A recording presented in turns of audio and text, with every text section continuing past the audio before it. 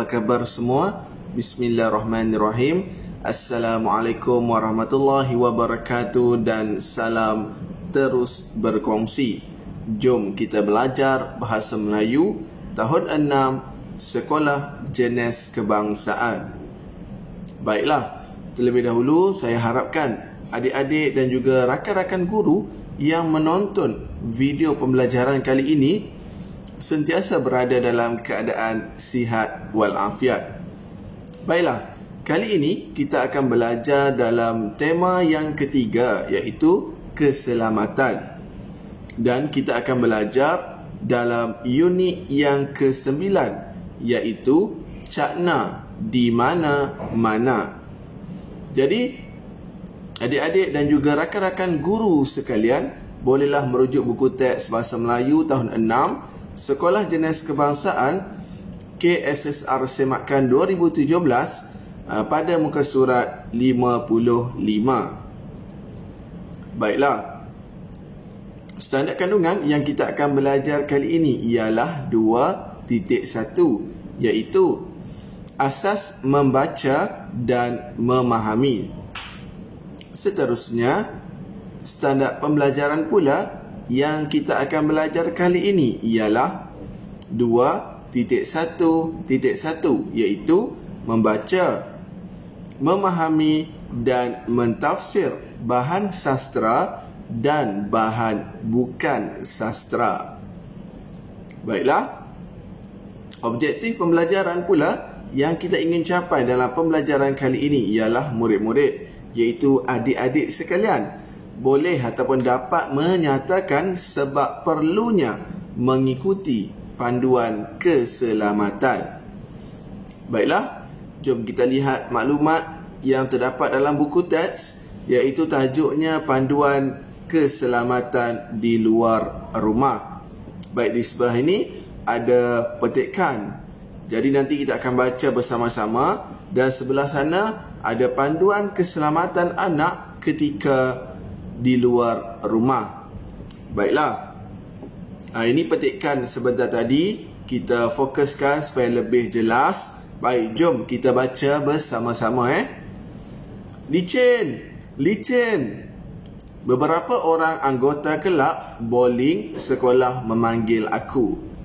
Pada petang itu, kami berjanji mahu ke pusat latihan bowling. Cikgu Lau sedang menunggu kami di sana. Sebelum keluar dari rumah, ayah menasihati aku. Beliau meminta aku mengikuti panduan keselamatan ketika di luar rumah. Ayah berpesan supaya aku memakai pakaian berwarna terang dan selesa. Seterusnya, aku diingatkan agar tidak memakai pakaian yang mencolok mata dan membawa barang berharga. Aku diminta mengingatkan pemandu van yang menghantar kami ke sekolah agar sentiasa mengunci pintu van. Sikap alpa akan memudahkan penculik untuk membuka pintu van dengan pantasnya. Selain itu, aku perlu mengikuti panduan keselamatan ketika di luar rumah juga. Baiklah, seterusnya, jom kita baca dan lihat bersama-sama panduan keselamatan anak ketika di luar rumah. Yang pertama, bawa whistle dan tiup dengan kuatnya atau menjerit dengan sekuat-kuatnya sekiranya kamu diancam. Kedua, jangan panik dan berasa takut. Elakkan diri meminta bantuan daripada orang yang tidak dikenali jika berada dalam kecemasan. Yang ketiga, catat nombor telefon anggota keluarga untuk memudahkan pihak berkuasa atau orang ramai membantu mangsa. Baiklah, jadi berdasarkan panduan keselamatan dan juga petikan ini, jom kita lihat pula satu dialog sebentar tadi yang berada di bawah. Baik, ini dialognya. ataupun ini kata-kata yang berada di bahagian dalam muka surat sebentar tadi. Baik, mengapakah murid-murid perlu mengikuti panduan keselamatan ketika di luar rumah? Jelaskan. Seterusnya, jom cikgu bantu kamu untuk lengkapkan mengapa murid-murid perlu ikuti panduan keselamatan. Baiklah, murid-murid perlu mengikuti panduan keselamatan ketika di luar rumah agar sentiasa selamat dan mudah dikesan oleh pihak lain.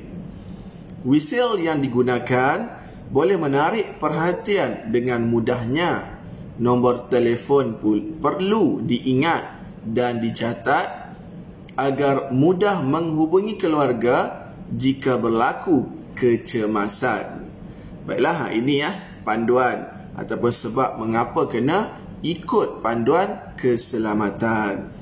Baiklah, jadi itu saja pembelajaran kita untuk kali ini. Diharapkan apa yang kita belajar mampu memberi manfaat, seterusnya meningkatkan penguasaan adik-adik dalam subjek bahasa Melayu.